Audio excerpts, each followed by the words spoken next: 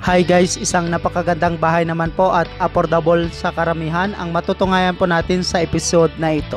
Itong bahay ay napakaganda, half metal cladding po ito at half hollow block.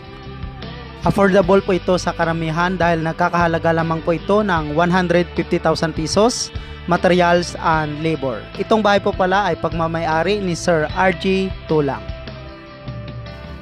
Ito po ang plano nitong bahay, may sukat po itong width na 18 feet, length naman po na 20 feet, 360 square feet or katumbas na 33 square meter. Mayroon po itong dalawang bedroom, living at saka dining. Itong bahay ay bago lang pong ginawa, ngayon lamang po itong taon.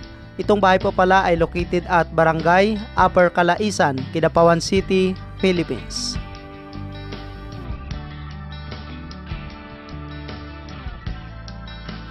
Kung mapansin nyo po dito, simple lang po siya pero napakaganda po ng kinalabasan. Gumamit po sila dito ng mga light materials.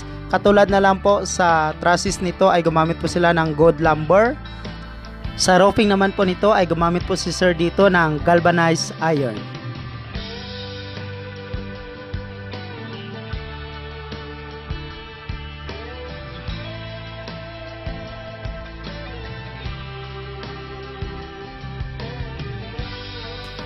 Maganda po gamitin ang metal cladding dahil hindi nyo na po kailangan na magpintura dahil mayroon na po itong color. Marami po itong iba't ibang color, mayroon po itong gray, brown, white at marami pa pong iba.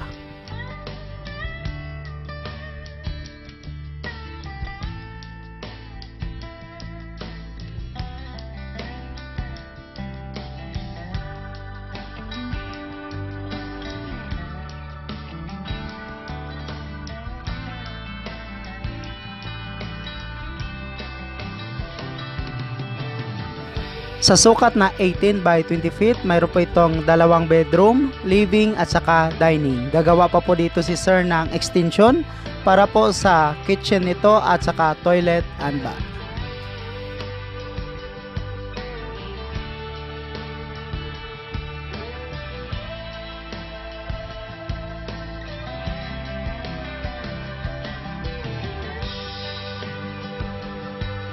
Sa may gusto pong gayahin itong bahay, pwede nyo pong ipapanood itong video na ito sa inyong karpintero na gagawa po ng inyong bahay. Again, itong bahay po pala ay pagmamayari po ito ni Sir RG Tulang. Isa po siyang store merchandiser sa Copico.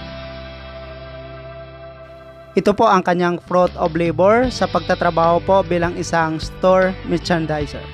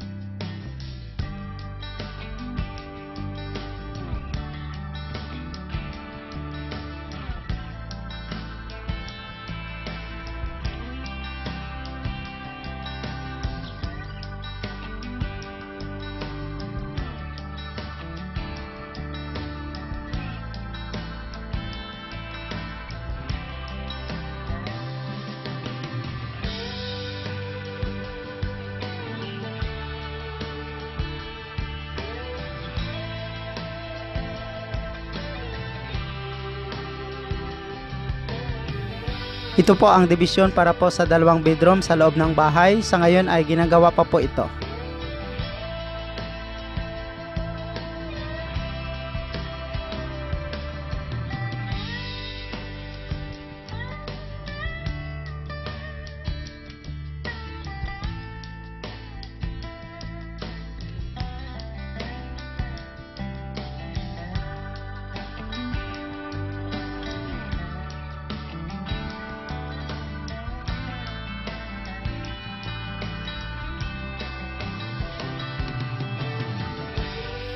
building the house. Sa ngayon po ay gumastos po si sir dito ng halagang 150,000 pesos or katumbas na 3,000 US dollar with labor. Congratulations again to Sir RG Tulang from Upper Calaisan, Kidapawan City, Philippines.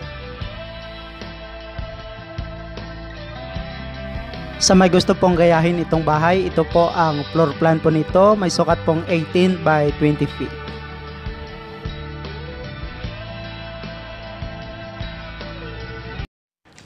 Thank you so much mga ka-OFW. Kung nagustuhan nyo itong video na to, please subscribe na sa Randy Yero YouTube channel. Please don't forget to hit bell button for our latest updates.